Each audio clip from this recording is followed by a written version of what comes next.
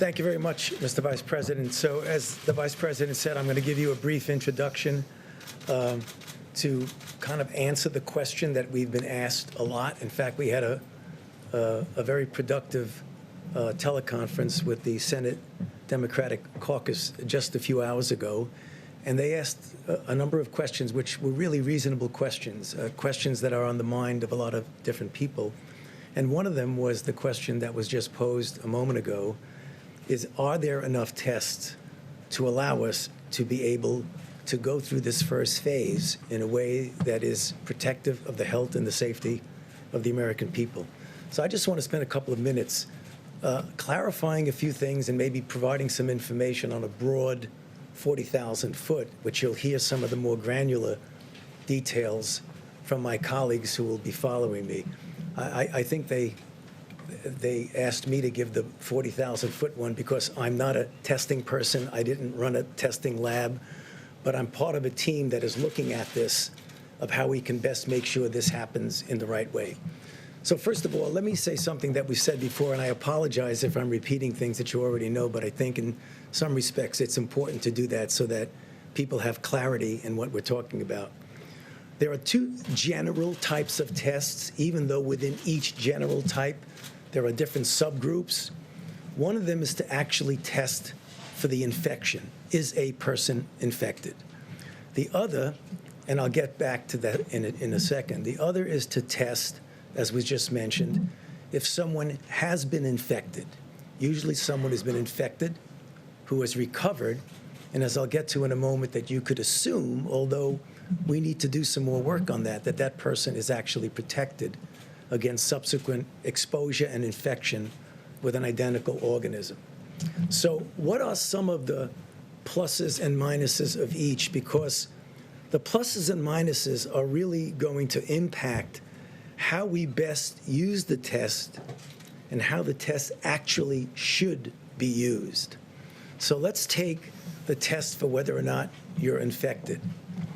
The test of whether or not you're infected is a test that right now is called a nucleic acid test. It's not an easy test to do. There are some that are more rapid. There are some that have a high throughput. There are different groups within that. The good news about that is that it's a sensitive and specific test, so that if you're infected, you know you're infected, so that, as I'll get to in a moment, if you need to do something with that, get that person, put them in care, take care of them, get them out of circulation. That's important. The part about that I think is often misunderstood is that if you get a test today, like I did today, it's negative. If you get a test today, that does not mean that tomorrow or the next day or the next day or the next day, as you get exposed, perhaps from someone who may not even know they're infected, that means that I'm negative, which means if you take that to its extreme, in order to be really sure, you would almost have to test somebody either every day or every other day or every week or what it is to be absolutely certain. That's an issue. Now, the problem that I talk about when I try and compare this to other situations with what testing means to you. As I think most people know, have been involved in HIV/AIDS for 38 years, 39 years, from the very first week of HIV. So that's what I do. If you get a test for HIV and you are negative and you do not practice any risk behaviors, you can be guaranteed that next month, 6 months, 1 year from now, you will be negative if you don't have a risk behavior. So there's a big difference there about what testing actually means. So the point I think you're getting is that although there is clearly a place for needing to test somebody for a given reason, a test means you're negative now.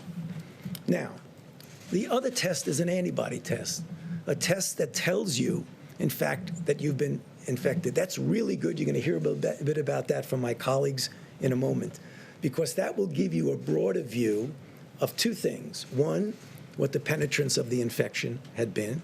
And number two, you can make an assumption, though we still need to prove that. I mean, we are assuming that if you're infected and you have antibody, you're protected. And I think that's a reasonable assumption based on our experience with other viruses. But what we want to make sure that we know, and these are some of the challenges, what is the titer that is protective? How long is the protection? Is it 1 month? Is it 3 months? Is it 6 months? It's a year. So we need to be humble and modest that we don't know everything about it, but it really is an important test. The other thing is the difference between testing and monitoring out there, what's out there. The difference between what we really need it for phase 1 is to be able to identify, isolate, contact trace, a very important part of when you're pulling back gradually and slowly on the mitigation, and you have people who might be infected. You want to know they're infected. You want to put them in care. That is something that we absolutely need to do. But there are other ways. I want to make sure people understand that not to underestimate the importance of testing. Testing is a part, an important part, of a multifaceted way that we are going to control and ultimately end this outbreak. So please don't anyone interpret it that I'm downplaying testing. But the emphasis that we've been hearing is essentially testing is everything, and it isn't. It's the kinds of things that we've been doing, the mitigation strategies that are an important part of that. Now, just a couple of things before I hand it over to my colleagues. No doubt that early on we had a problem. I have publicly said that we had a problem early on. There was a problem that had to be corrected, and it was corrected. It was a problem that was a technical problem from within that was corrected, and it was an issue of embracing the way we have now and should have the private sector, who clearly has the capability of making and providing tests at the level that we will need them for any of the things that I've just spoken about. So, having said that, right now, I totally understand, and I'm not alone, my colleagues understand, that although we say there are X number of tests out there, and you're going to hear from Admiral Giroir about that, the fact is there have been and still are situations that are correctable and will be corrected, and some of which have been corrected. I know I get on the phone a lot with my colleagues because, believe it or not, some long time ago, I was where they are in the hospitals, in the emergency room, looking at very sick individuals that you need to take care of. And I know what it means when someone tells you, hey, you have what you need, and you look around and you say, well, maybe you think I have what I need, but I don't really have what I need. So we have to figure out, how do we close that gap? And there are a lot of things that I think we've learned and that we are correcting and going to correct. Namely, you have a situation where tests are needed and appropriate, and either people have found there's no tests, or there's no reagents, or there's no swabs, or a person needed a test and were told that there was a restriction, they couldn't get a test. These are all the things that I'm telling you, you already know because you've heard them. So right now, or there's a delay of 5 to 7 days, and what does that mean if you want to get somebody out of circulation? We understand that that existed, but upon careful examination, what you are going to hear, that many of those have been already corrected and other of those will be corrected.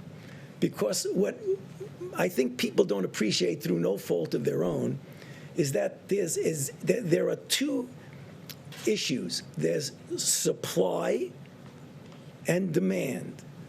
And if you have a supply that can meet the demand, but the supply is not connected to demand, then supply-demand falls apart.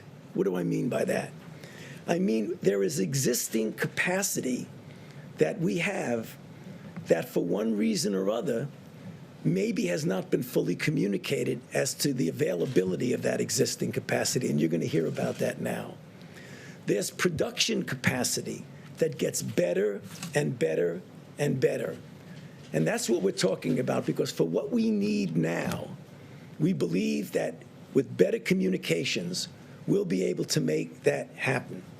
So I know there's going to be a lot of questions about that. I don't want to go on too long, but let me just finish by saying, given what I've just said and what I believe what you're going to hear, that for what we need in the first phase, if these things are done correctly, what I believe they can, we will have and there will be enough tests to allow us to take this country safely through phase one. Thank you. Thank you, Dr. Redfield.